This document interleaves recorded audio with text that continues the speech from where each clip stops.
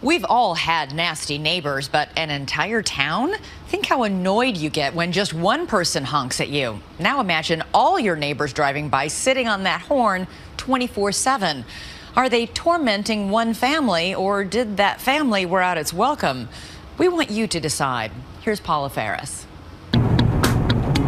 Of all the homes in Hubbard, Ohio, it might be the last one you'd expect folks to fight over.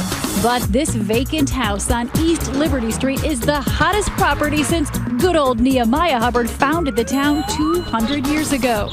Oh, what a fuss over a little fixer-upper. This all started in 2007 over a simple real estate deal, correct? Right. It was the property next door here.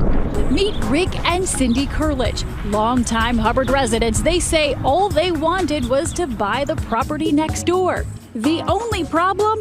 It wasn't for sale. These folks, John and Marlene Clementi, had inherited half the house. The other half was tied up in court. But Rick Kurlich tried to buy it anyway, even though it had been in the Clementi family for generations. I says, well, you're not getting my land. And I said, that's not right. It's my family since 1922. How could you do that? The Clement family called me up and they told me to take my bid off the table. And if I didn't take my bid off the table, we'd be bitter enemies for life. Rick never got the house, but he says he's still paying for what he did. As the town fire chief, Clementi had lots of friends, and suddenly Rick and Cindy say it seemed like every single one of them was driving by honking the horn. And it wasn't to say hello.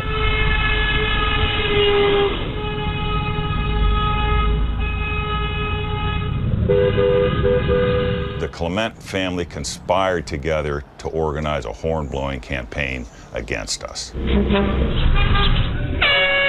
That's really what this is all about. Ask not for whom the horn blows. It blows for Rick and Cindy Kurlich. In the beginning, it was 100 times a day. 100 times a day? 100. So they began planning their payback. Their house now bristles with expensive surveillance cameras. As we were looking them over, just watch what happened. The last camera is down here on the tree. Okay. Oh, somebody just honked their horn. Did you hear that? Yeah, it's never Was that ending. a friendly honk? Probably not. Okay. Rick says his ear is now finally attuned. You can tell an import horn from a domestic horn. Who are these horn blowers? Not just people in the town, but people who work for the town. Firefighters, including some from the department John Clementi ran, and police. Here's one of Hubbard Township's finest, not serving, not protecting, just honking. It's enough to wake the dead. This hearse caught 10 times.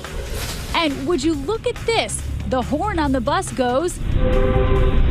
An education for Hubbard's next generation of horn blowers. Rick and Cindy renamed their dining room the evidence room. Wow. There's more in the basement. There's hundreds and hundreds of photographs and discs and stuff here. You're like a detective. So when did people start blowing the horns? Were you recruiting people, telling them to get this guy out of town? That's what he tells everybody. John says he can explain everything. His son's girlfriend and some of her friends would occasionally blow the horn, but he says that was just their way of saying goodbye. When they would leave the house, the girls would toot the horn just to let them know they're leaving. A little toot?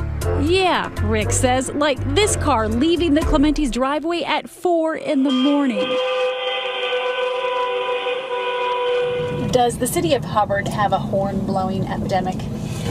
An epidemic? No. We do have a problem in one particular area. We patrolled around town with the police chief, Jim Tafe. At some point, people began blowing horns, but it became clear at another point that on occasion it was used to harass the person who lived there. Kurlich began taking horn blowers to court. He says he got orders of protection against more than a dozen people, and he didn't stop there. He started suing. Somebody beeps, Rick sues. Beep, sue. At the Trumbull County Courthouse, the legal paperwork is piling up. Rick is now suing no fewer than 40 alleged hornblowers, including the Clementes. This isn't my job, and I don't want to do this, and I'm sad that I have to. Curlich versus everybody. It seems like the town of Hubbard is against the Curliches, and everybody's in on it now. Why wouldn't you be against him? If you beep your horn one time, he'll take you to court. Just a regular beep. Does the city of Hubbard want the Curliches to leave? I believe so. Do you think you've made matters worse? We don't know how else to stop it. We knew it was a long shot, but we asked both sides if they would consider mediation. We would love it for it to stop, but how do you get everybody in Hubbard to come to a meeting and say stop? Now there's a thought, get everybody in Hubbard to come to a meeting. I don't know. Oh yeah, Rick, that's just what we're gonna do. It's the 2020 Barbecue Peace Summit. Yeah, all right. But will the warring parties or anyone else bother to show up?